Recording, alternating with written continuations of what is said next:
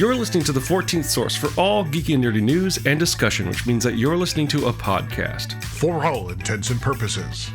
I am D. Bethel. And I'm Andrew Asplund. And we are your two overeducated, codependent nerd hosts, bringing you the things that we like to talk about, but filtered through inquisitive and critical lenses. In the episode for Friday, November 5th, 2021, it is November. Although that's the first week of November. I will admit, we missed a week, but we didn't miss a week. It was intentional. It was planned. It was an episode of Con Artists last week. I'd like to start the show by thanking once again Kyron Silva of Taurus Comics for doing that with me. It's good to catch up with him as always and talking about business. Business. Yeah. That's what I call it. Yeah. Well, it's a business. And business is fine. And speaking of con artists, this week is exciting because hundreds of people gathered in Dallas, Texas, to be there for the return of John F. Kennedy Jr. as he announces his candidacy for vice president with Donald Trump. It's not in my notes. How did that go? Sorry, I only mentioned it because you dropped con artist, and TV's John Rogers actually made this tweet about how he's really just is like so focused on someone doing basically an Anastasia con right. with this, and I'm like, wow, yeah, that is right. Like someone shows up, yeah, I am John F. Kennedy Jr. I faked my death 20 years ago. Crazy people, right. I need your money now, or whatever, right? To bring back the glory days of what you like, whoever. It's just like having an entire like audience that's primed for your con, right? That you didn't even have to develop. Like it right. was set up by someone else. Indeed, and a con in the sense that that's not real. So a conference scheme, I believe, is indeed, as opposed to a convention artist. Oh, sure, yeah, absolutely right. I mean, hey, being an indie comic is basically. Speaking of untimely deaths, though, we're not doing a news cruise right now. You reminded me of something that is actually newsworthy with regard to what we've talked about in the past. But untimely demises. It was announced, I believe, this week or last week, sometime in the time since we last talked to you, dear listeners. PAX South is closing its doors, at least for the foreseeable future. Yes. And as a PAX participant yourself, I know you have enjoyed the show. You've gone quite a bit. Not to PAX South, perhaps. You've been to PAX Prime, or eventually PAX West, I guess it was called. But, right. That's a pretty big announcement in the nerd world because PAX is kind of one of the elephants in the room. Well, but they also have like a PAX for every pocket, right? Chicken in every pot. I think it really was more. It's like CCI, really. It's Comic-Con International, right? It was the realization that the more you do, the less people will go to every one. And not just fans, right? Not just participants, but actual like vendors and right and whatever. And that was actually, I think that's a problem that they're having, right? Once they started breaking it up, like I'll tell you, I stopped going to PAX West. Why? Because I went for mostly tabletop stuff, and they stopped showing up because there's a PAX tabletop or a PAX Unplugged, right? Oh, right. So for me, most of what I cared about wasn't there. And even with video games, now suddenly it's like, well, if you're a video game company, you have to ask yourself, which PAX do you want to go to? If right. You as a company can only afford to go to one or two a year. And you could just post a video for your trailer online and then release a demo anyway. So, yeah.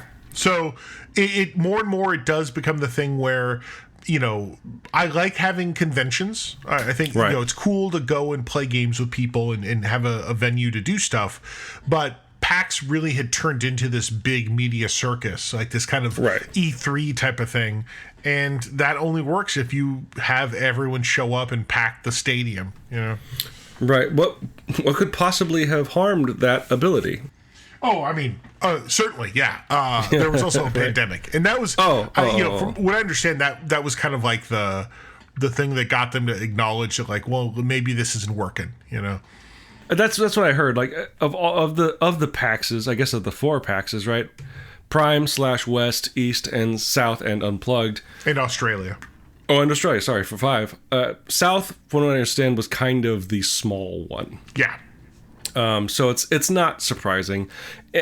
Not that, like, it deserves to be cut, but in the face of a pandemic and, changing landscapes and whatnot, it makes sense. Like, it's sad, I guess, but it's not, in the world we're living in now, we're like, okay, yeah, that's the choice you got to make to keep moving forward, right? Mm-hmm. So, it sucks because from what I heard from people involved, I remember seeing tweets from, like, Scott Kurtz and hearing commentary from people like the video game website Giant Bomb saying that the kind of the laid-back atmosphere was really cool and kind of a lost art in the world of video game conventions or game conventions.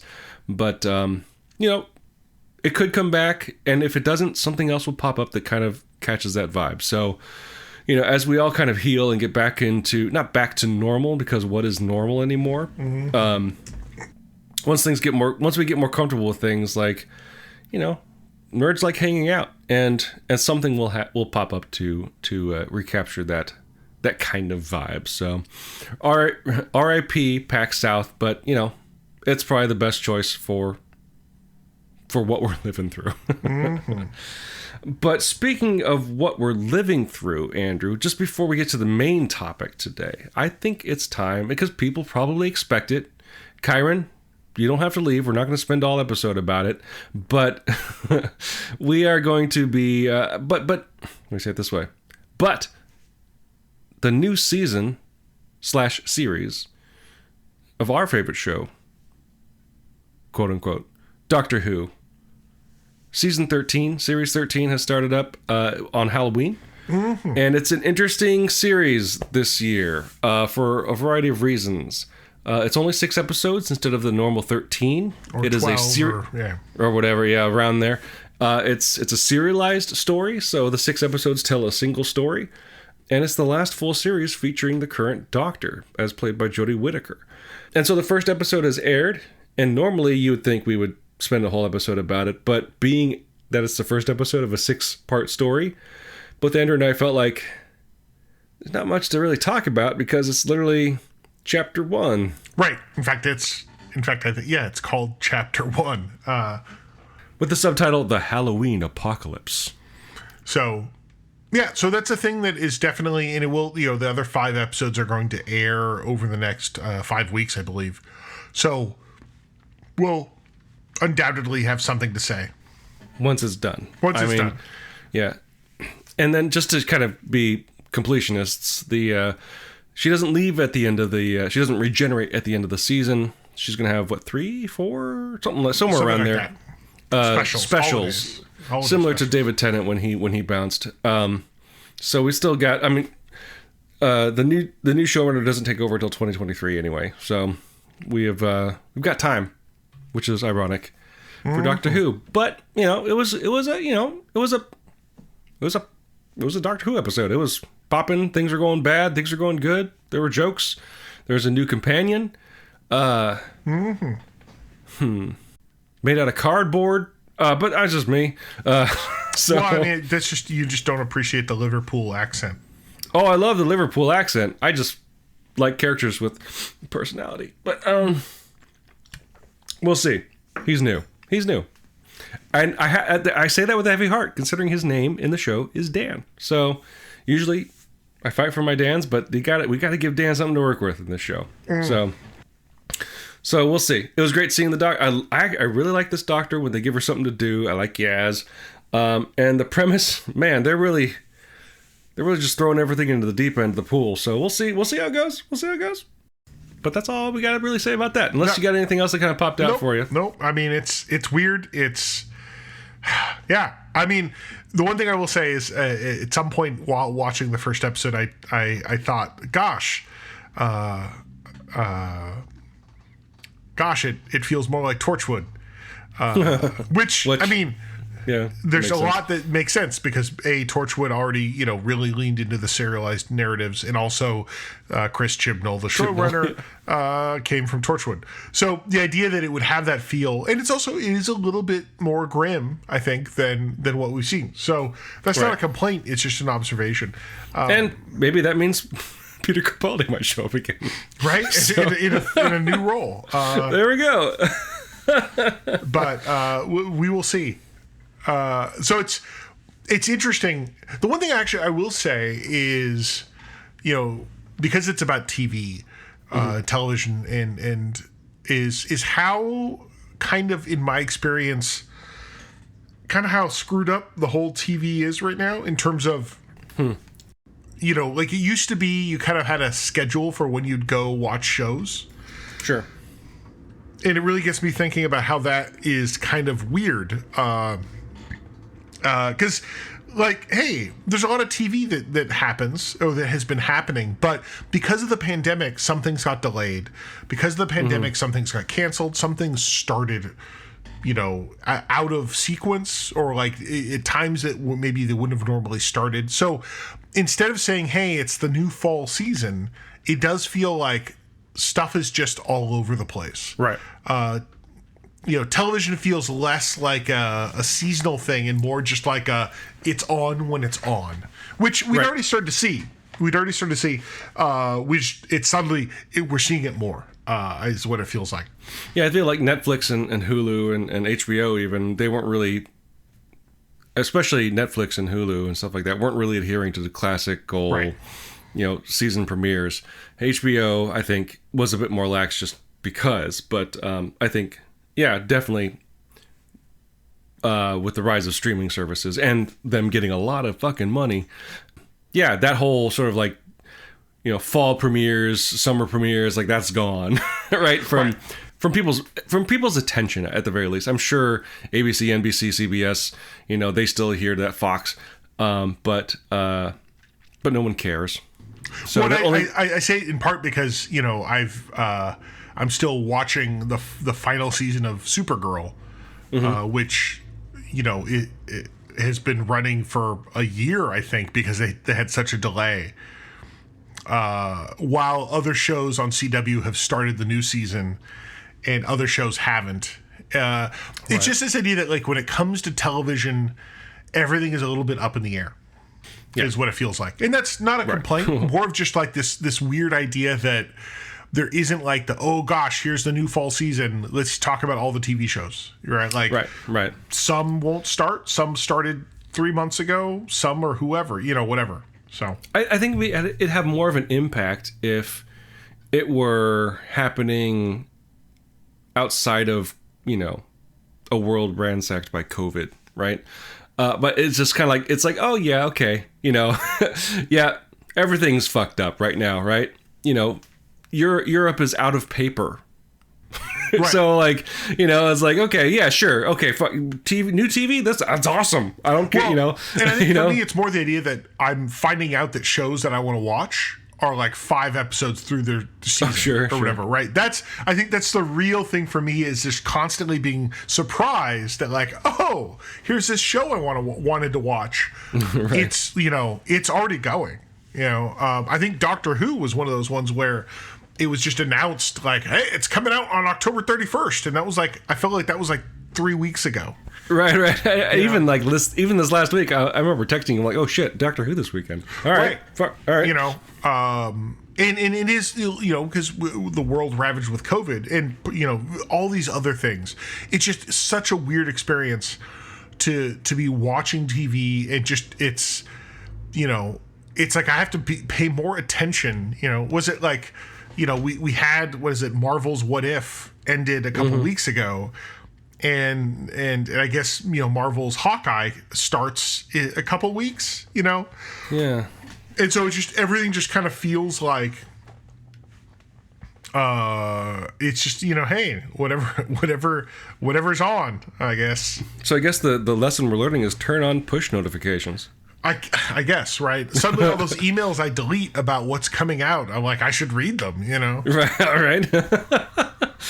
Or start adding things to your calendar, I guess. But that seems weird to put an item on your calendar saying TV show starts. Well, but except that, like, I don't even know sometimes if these shows know when they're going to start, right? They're just like, all right, sure, new season. Boop. Here's, fancy show number 7, season 3. Yep. Oh man, I'm looking. Wow. Talk about being behind. I thought Fancy Show was only on season 2, but yeah, there we go.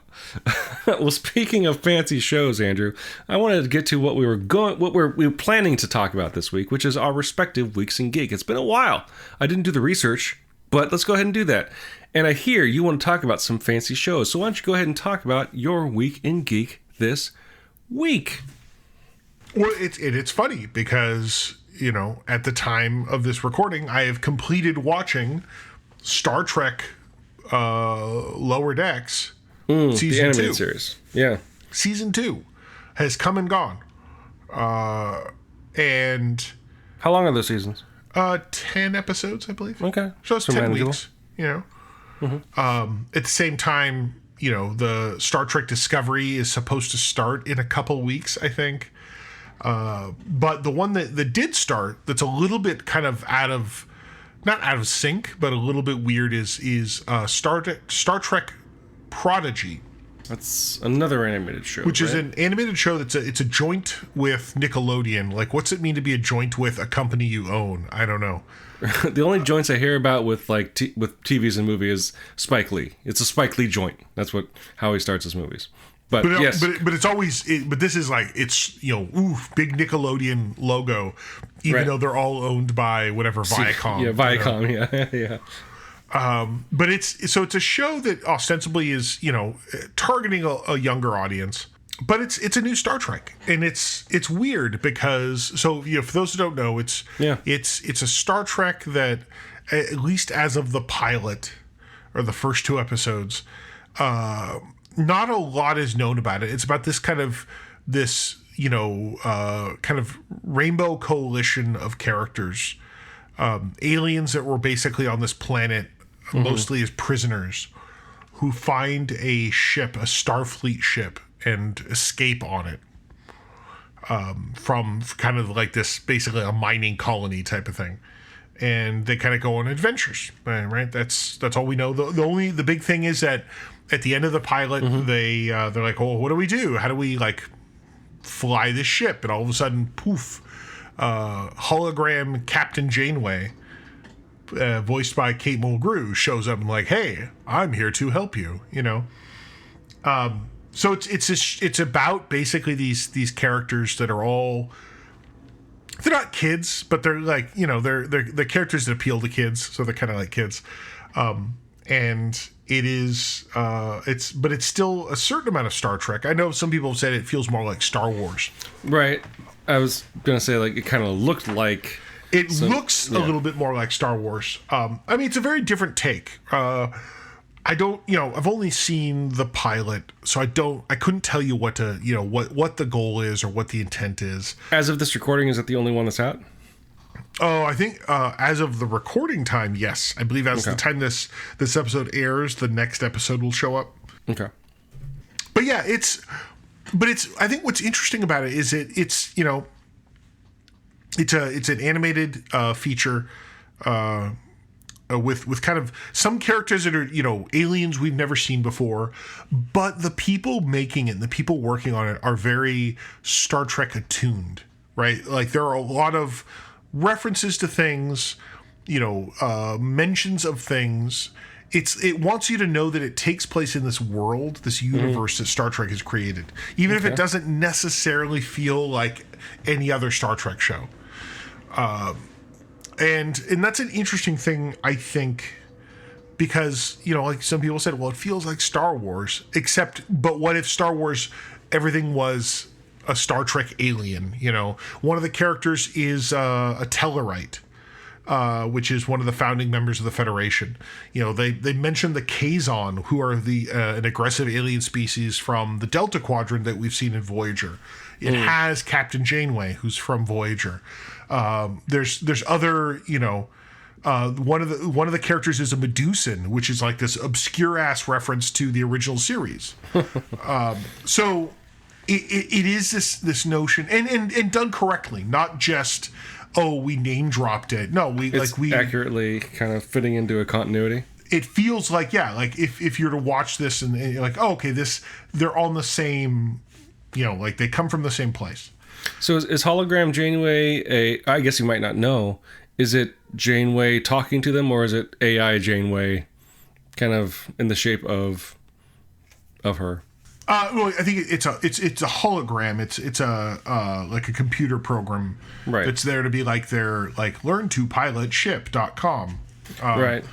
And although we don't know, so the one thing I will say that was interesting is the show, at least when I from the one watching I had of the pilot, it doesn't give like a time frame for it. No, it doesn't say, it doesn't like say this is explicitly in this time or this place.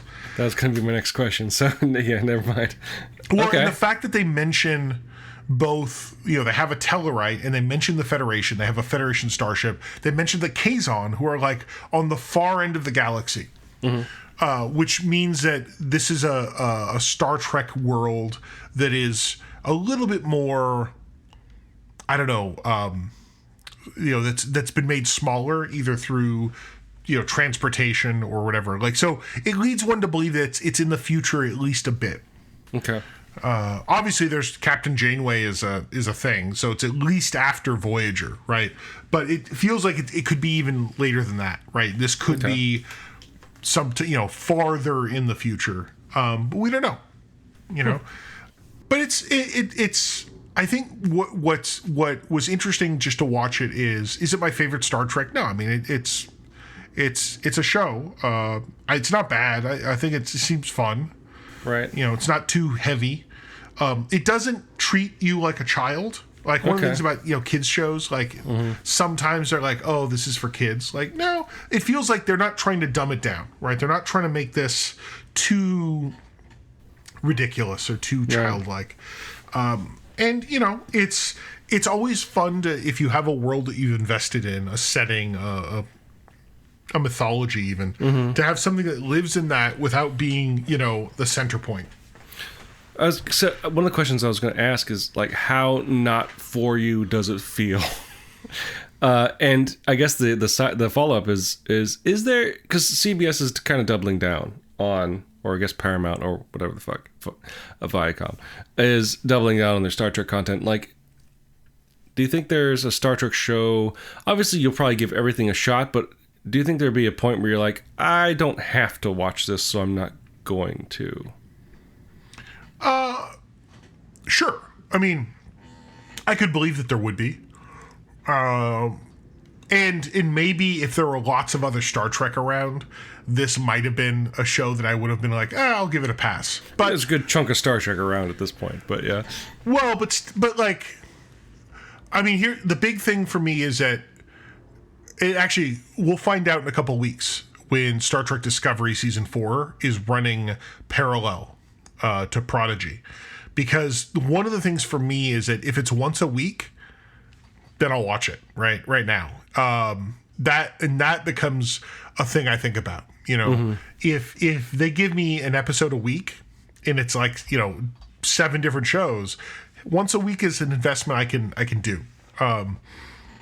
So I think that's something I think about. That maybe if I fall behind, I think of like the CW verse where they had four shows and stuff, and you're like, oh, I fell behind on 3 of them. Yeah, I'll catch up eventually, But if it's just one a week, and which I would say that like when Lower Decks Season 1 started, and then it went right into Discovery Season 3, there was this. I think actually it almost went like Picard, Lower Decks, Discovery, like this. It's like they kind of almost felt like they had like a year of Star Trek, or at least like 30 weeks of it. Wasn't that like their motion for that year or something like that? Wasn't it something like? Well, I know that they definitely, when Lower Decks came out, they said like, hey, 30 or 24 weeks of Star Trek. That's what we're gonna give you. And I think that worked, right? Like I was like, I knew, tune in every week. There'll be a show to watch. So I think that is definitely a thing that will be worth considering, especially as there will be 2 shows on at the same time. Do you know when JLP Season 2 is going to drop? I don't know, man. They're so old. He's so old. He's very old. He's very old. Well, yeah, I don't mean drop dead.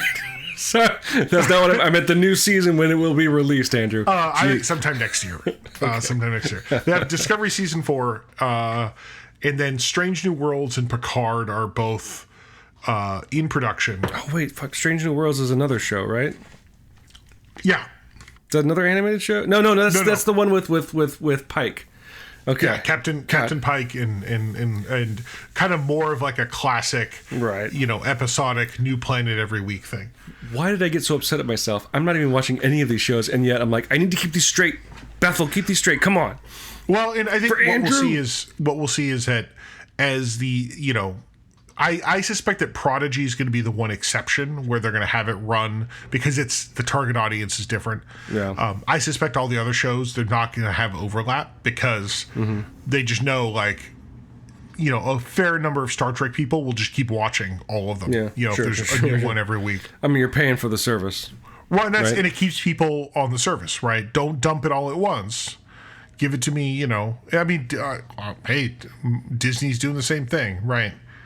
We're not getting 4 Marvel shows at once. We're getting basically one a week. In fact, we'll give you the second Marvel show first, and then we'll give you the first Marvel show second. Yeah. So it is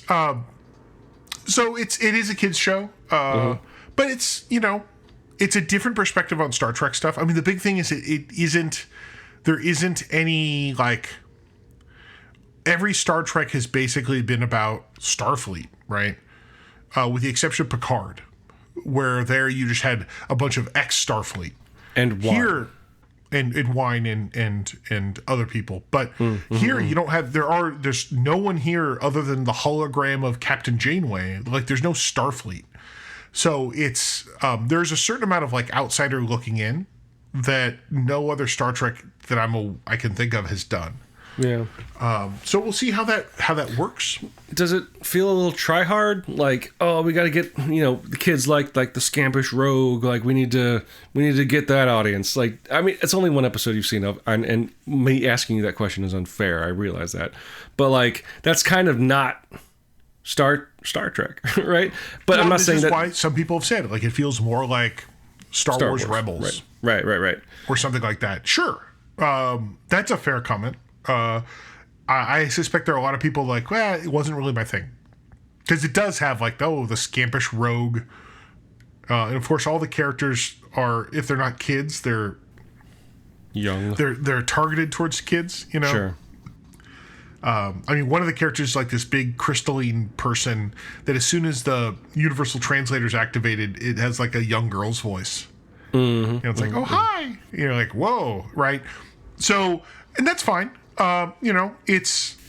That's interesting because they could, especially with Star Trek, they could lean into some of the more progressive, for lack of a better word, children's or family programming as predicated by things like Steven Universe or shows like that, being aimed at family entertainment, but not pushing, but definitely giving space and voice to types of characters and relationships that haven't been previously seen or endorsed in children's television. And I think, if anything, Star Trek is a franchise that is very open to that. And we may see that. Yeah. I don't know if that's not on the table. Right. It's again, it's the first episode. Hard to really say where they're going with it.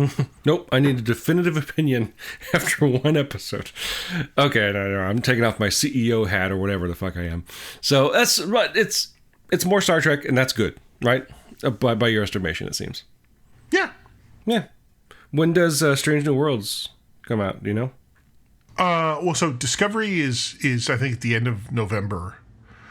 Strange New Worlds. I don't know if Picard I think Strange New Worlds may be next. Although. Maybe Picard? I don't know. Yeah, we need to turn on those push notifications, my friend. Well, that's the thing. It's right. You don't really worry about it. You got whatever the next one is. You watch that. Let me tell you though, Star Trek: The Next Generation Season 2 is just as good as Star Trek Next Generation Season 1. And I'm being earnest. That show is still fucking amazing. And I know I'm behind, but I'm catching up, and that's all that matters. Wow. I got to see finally a Vulcan showed up on the show. Holy shit. But and she was very, very, very matter of fact. But you know what? It's all good. It's good. So it's good. We both had a Star Trek experience, right?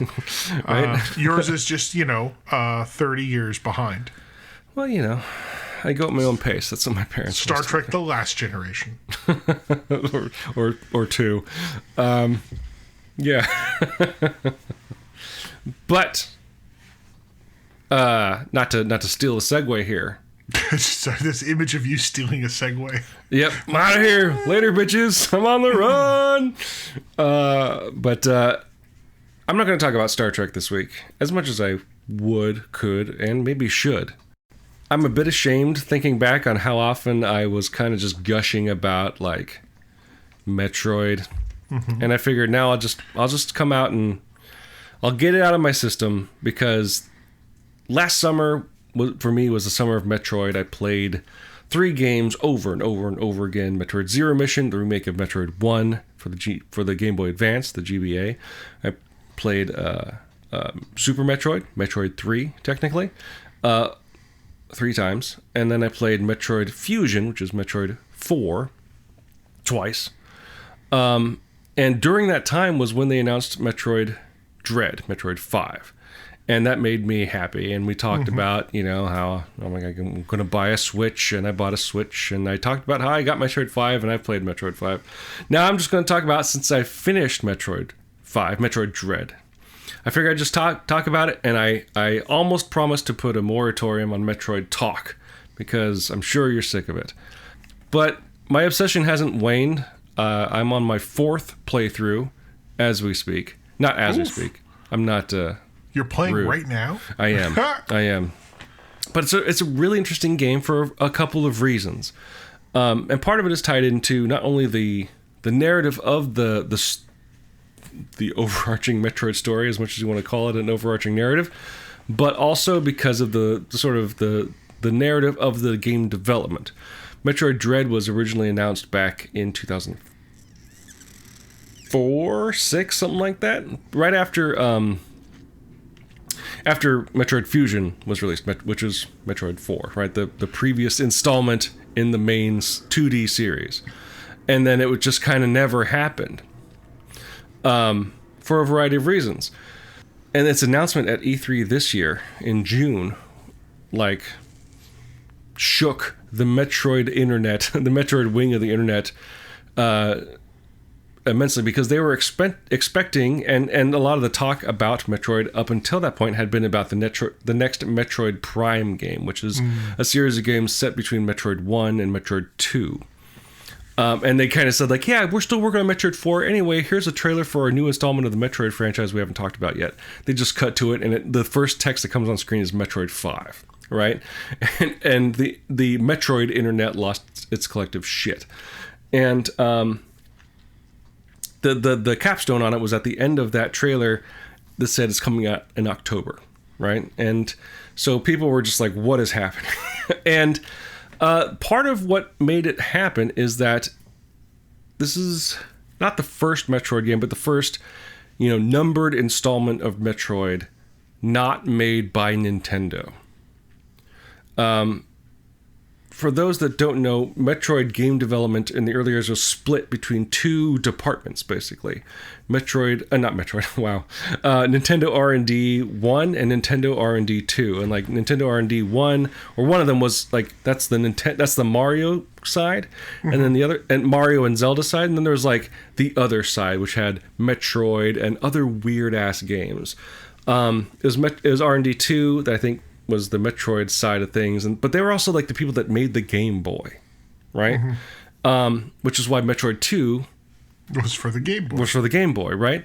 And they were also the team in charge of the Virtual Boy, but we won't talk about that. They collapsed those 2 departments in 2004. And the last game made by, officially, I think, made by one of those two departments was Metroid Fusion, Metroid 4. And then the consolidated Nintendo team made Metroid Zero Mission, the remake of 1. But that was 2004. And since then, like, no really new Metroids had come out. Until the Spanish developer named Mercury Steam in 2019, 2018, somewhere in there, they pitched and got awarded the option to remake Metroid 2, the Game Boy game, for the Nintendo 3DS. And apparently that relationship worked out well, because the godfather of Metroid, Sakamoto-san, decided to keep working with them to make Metroid 5, Metroid Dread. And so it's the Spanish development team, Mercury Steam, that made Metroid Dread. And the lineage actually between Metroid Dread and their remake of Metroid 2 is like the obvious, like, it's a direct line. The shit that they introduced in their remake of Metroid 2 is most of the stuff they brought over into Metroid Dread, just with higher resolution graphics and music and gameplay. But all that aside, like, you think, okay, Nintendo's not even making this game, despite a Nintendo employee being the executive producer and story writer and stuff like that. But that aside, it is a Metroid game. I think I said that before. Oh, so just to clarify, a Metroid game. Right, so all the Metroids have asses now, and that's like the big development, narratively speaking. But I didn't want to get into the lore, Andrew. You brought that up, not me. But no, actually there's no Metroids in there is one Metroid in the game, but I won't go into spoilers. The thing is this. Part of me wonders if Nintendo couldn't have made this game. Because the Nintendo that exists now is a very different Nintendo that existed back in 2002 when the last Metroid game came out. The last official Nintendo-developed Metroid game came out. Aside from the Metroid 1 remake. And if we've seen, like, the development over the time of, Wii U, and Switch, they've obviously, in terms of tone and kind of the gameplay mechanics that they want to, as a company, want to elevate, Metroid doesn't really fit into that. And so it's actually a really novel choice for Nintendo to outsource, not in the derogatory way, but like, not just like, hey, let's just relegate that to some other company, but to actually say, hey, this is maybe not the game that we should develop, to actually link up with a company that, like, oh, they could do this better than we can, perhaps. And they did a bang up job. It's pretty novel and interesting on Nintendo's part because of the strange history that Metroid has had with Nintendo. Always been kind of like, of the pillars of Nintendo franchises, there's Mario, Zelda, Kirby, Donkey Kong, and all those still seem, even though some of them seem silly, still have a brighter light shown on them than Metroid, which seems a little strange, but I think they made the right choice. And the funny part is that this game plays like it plays really well. It's got a good game feel, to the point where, like, oh man, this game is fucking great. I've already played it 3 times. Maybe I should put it down. Maybe you know what? I'm going to spin up Super Metroid again. And like that, I started up a new game and I'm like, oh, this game plays awful. Because Metroid Dread plays so well. And so you're saying they've learned something in 20 years that Nintendo couldn't, yeah, apparently. But the interesting thing, I think, for me that comes out of this is, like I said, Metroid Fusion, the Metroid 4 came out in 2002. It's been 19 years since the last numbered installment of Metroid came out. So people where Metroid Fusion was their first Metroid, or people like, that were Metroid fans with Super Metroid, because that's when, let's be honest, that's when most Metroid fans that are old got on board, because Metroid 1 made 0 fans. Let's be real, it's a garbage ass game. They've waited 19 years for the sequel. And one of the pieces, as I got deeper and deeper into the Metroid discourse, which I didn't know existed, honestly. What's been fascinating is to see is and maybe this is just time that's creating this, but just how wide of a spectrum of expectation Metroid fans had for Metroid Dread, putting honestly an undue kind of weight on it of people going like, I want to see the gameplay be the exact same that it was in Super Metroid and the slight improvements they made in Metroid Fusion. I want it to be exactly that. To people going like, the story of Metroid 4, I need to see exactly what happens after the end of Metroid Fusion. And the thing is, like, for all these people, they didn't get what they want. But there's the interesting side effect of, like, they still got a really good Metroid game. And I think, aside from, an outside company made this game, they made a really good Metroid game. The best part about it is, like, what makes it a Metroid-ass Metroid game is that they don't give a fuck about your expectations. Because what they made was this, narratively speaking, obtuse, simple, small, sort of like, claustrophobic adventure that, to me, is exactly what Metroid's supposed to be. But there's a part of it's going like, what about the Galactic Federation? And after Metroid Fusion, Samus is on their shit list. Why isn't she public enemy number 1? Because they don't care, right? Because it doesn't matter. And like, I haven't played the Metroid Prime games. Apparently, those are a big part of continuity and filling in continuity. But for talking 2D Metroid, what this really speaks to me, and something that I think about with a lot of what we talk about, Andrew, with regard to franchises and narrative and lore, is that the one thing that Mercury Steam understood, and again, they were working with kind of the godfather of Metroid, the guy that's basically directed every major Metroid, every numbered Metroid since Super Metroid, Sakamoto-san. He kind of gets it in a way that I think pisses a lot of fans off, because it's like, there's like a story that I'm telling from episode to episode or from game to game, but like, I'm not interested in details. And a lot of things, the thing is this, I think he approaches Metroid in the smart way. It was like, the Metroid lore is mythology, not a story. And I think that's what makes it that's a major part of what makes Metroid stand out from the rest of Nintendo canon, where they released 2 like encyclopedia-sized books to try to fucking catenate and fucking make logical the Zelda canon. Right. Whereas they're like, no, like, Metroid is told in the Metroid is abstract. It is hieroglyphics in video game form.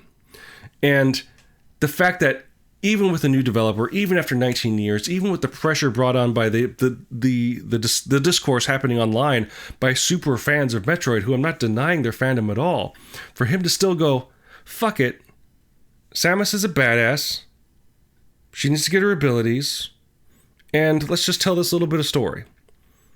And, there's dangling threads from the previous Metroid games. Fuck them, let's tie up these threads, because that's the stuff he's interested in. And that's it. I think that's like, it's getting the academic side of me worked up, because I'm like, I think there's something here about narrative and storytelling and mythology that is actually brilliant. And I think it's brilliant because it's pissing people off. Right? So that's kind of like my takeaway right now. Like, I could talk about the game and gush about it, but like, that's what everybody else is doing. The thing that stands out to me is like how much the developers are just not spitting, but like just definitely being confident in the face of 19 years of expectation and the subsequent criticism. And that's something maybe that could only really happen. Well, I don't say it can only really happen in video games, but because we've seen sequels for movies and stuff come out years later. But it's a pretty impressive feat to equally inspire and get rave reviews, but to also piss a lot of people off. And I will say this: a lot of people that are pissed off at certain choices are still saying this game is fucking great. Right? So it's fascinating more than anything, and I'm still kind of absorbing this because a lot of the takes are still coming in. Yeah, I don't know. I mean, it is, while you're describing it, of the idea of making something that might be considered good but also pisses people off. For some reason in my mind, I thought of John Carpenter's Halloween. Right. Something which not always John Carpenter's, sometimes it's just Halloween. Right. But something that, was not afraid to disregard its own mythology multiple times. Mm-hmm.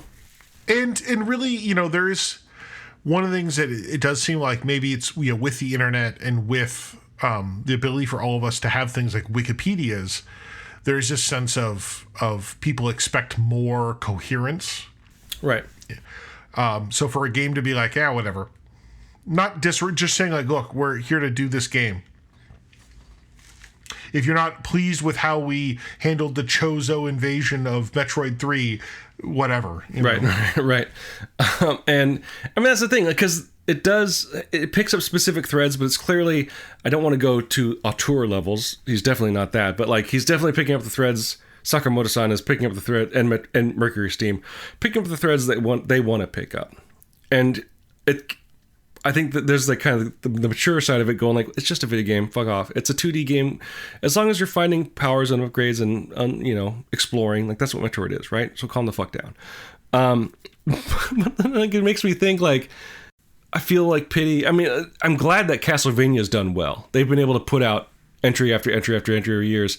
But like, can you imagine like if no game had been released in Symphony of the Night and all of a sudden just internet hype had built up over 20 years for the next Castlevania game to pop out? Like Castlevania on its own, like don't even try to follow that continuity. Although I think they've tried harder than Metroid in a lot of ways. But even then, it's a fucking mess. Right.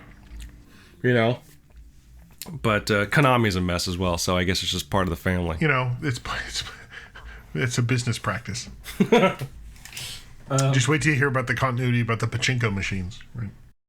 But all that aside, like it's great, and actually, like as a person that played games 1, 3, and 4 a lot this summer, who kind of got into the narrative, got into the story that was being told. Like, I really like the Spartan narrative of Dread. I like that it was just an incremental step. Instead of like we're gonna wrap everything up, right? We're not gonna try, they're not gonna try to like solve the narrative and make everything wrap up, and like we're gonna know the deepest, darkest fears of Samus Aran, or as the Chozo like to call her, Thamus Arlan, because they developed a Chozo language for this game. It's pretty crazy. But sorry, let me back up. I'm getting too into it there. But a little bit. But it's all about the small glimpses with Metroid for me and what I liked, and that's what I got in Metroid Dread. And if anything, it's taught me like I'm going to keep playing this game because it plays really well. It's super, super, super fucking fun. But like I think there's a really good relationship there with Sakamoto-san and Mercury Steam, and I hope they're going to continue to keep making Metroid games because they do a great job. And as a person that's not really plugged into Nintendo, like I eagerly await to see what they do next. Even if it's maybe like a remake, like maybe try to remake, and this might be heretical to say, remake Super Metroid, remake Metroid Fusion. That'd be cool to see this team. Not necessarily, they don't need to revise anything, but maybe make it more, especially in the wake of Metroid Dread, playable. Right. And that could be cool. Like, again, it's not replacing the old games. Those are still available. But, like, especially with all, like, the remakes and kind of bouncing around continuity, the one thing that Metroid is always doing is, like, why not remake things to kind of have it all kind of work together in terms of gameplay, in terms of tone and aesthetics in a way, which they haven't deviated very far over the years. But, it's a malleable mythology, like I said, and details don't matter as much as like is it all of the same piece? Is it all capturing that that loneliness, that exploratory nature, that frustration that comes with playing these games? And yeah, is Samus a badass? Are we seeing Chozo statues? And is Ridley in it? So It's Metroid Dread. My sort of final thoughts on it, man. It's exactly what I wanted, and well, it's good. I was very surprised by that. Not that I was holding it to high standards. I'm like, whew, they nailed it, man. They nailed it. There's very few instances. There's not very few. Like I have any way to speak of it. But I'm very impressed with the game they made. And I think the joke we made, it's the best $300 game I ever played. Maybe I'll buy some other games for my Switch too. I hear Hades is really good. So. Yeah, it's so good it's on other systems. Yeah. That's true. I should just buy my PS4. But yeah, Chozo. No, it's interesting because Metroid is that weird one where Nintendo hasn't made a Metroid, or even because Prime was farmed out. Right. Yeah. Right. That was Retro Studios out of Texas. So just to have at least someone related to the original Metroid show up and be like, all right, you Spanish guys are all right. Let's make this game in the style of the original, the 2D Metroids. And the fact that, you're really into it and enjoying it, as are a lot of people, right? Yeah. It's popular. Yeah. It's doing well. Yeah. It's the best-selling Metroid game ever. So that says something. So if you're butthurt about it, get over it. And just be happy we got another 2D Metroid, for crying out loud. As I think, that's advice we could give to a lot of nerds about the stuff they love. Just be glad we got another one. Although we could maybe pull that advice back when it came to the prequels, but the Star Wars prequels, that is. Oh, I was going to say more like the sequels, sir. Damn.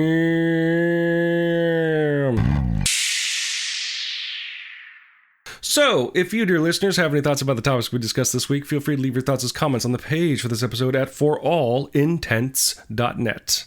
You can also post your comments or engage in conversations with other listeners on our Facebook page. You can find us on other social media as well, such as Twitter, where you can find us at respective handles, which means Andrew can be found at Profound Dark, and you can find me at Bethel. You can also find us on Instagram, where you can find Andrew at Profound Brick, and me and my work at Bethel Comics. While you're at our website at forallintents.net, you can take a look at our YouTube page, which you can find by clicking on the link in the corner that says YouTube. We use 2 tracks of music for our show. One is called Disco Medusae, the other is called District 4, and they're both written and performed by Kevin McLeod of the Cloud McLeod, immortal swordsman, graph paper enthusiast, and musician extraordinaire. You can find his music at incompetech.filmmusic.io, and those are all licensed under the Creative Commons 4.0 by attribution license. If you like the show and like to help us out, the best way to do so would be to subscribe to the show using whichever podcasting service you happen to use, whether it's something like the Apple Podcast app or Spotify. What would help us out even more, though, would be to go to their storefront and leaving some sort of review, whether a text review or using their proprietary metric will help spread the word to new potential listeners through the magic of algorithms.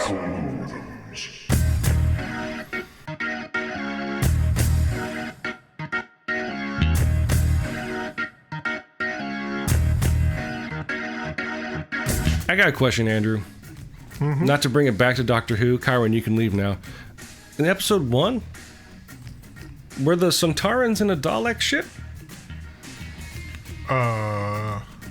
That's just me. I'm just saying. I thought I saw a Dalek ship, then they cut to Sontarans. I know, there's just so much going on. Honestly, I feel like I have to rewatch it. Which we shall, I'm sure. Like, it's just like, here's a lot of stuff. Here's dogs that want to protect Earth. Oh my God, they're so cute. Here's all this just like crazy stuff. Right.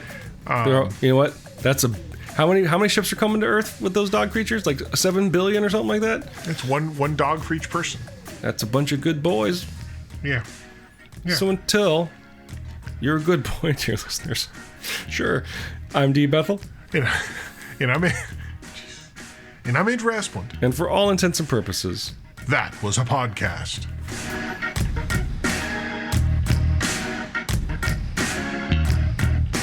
Dude, okay, before we clap, let's clap. After one. Might have misspoken and said abs instead of ads, but no problem. I mean, a little bit of both. Low-hanging fruit. That should have been the name of our podcast. For all intents and purposes. I wouldn't say it hangs that low, but thank you. eloquent as ever.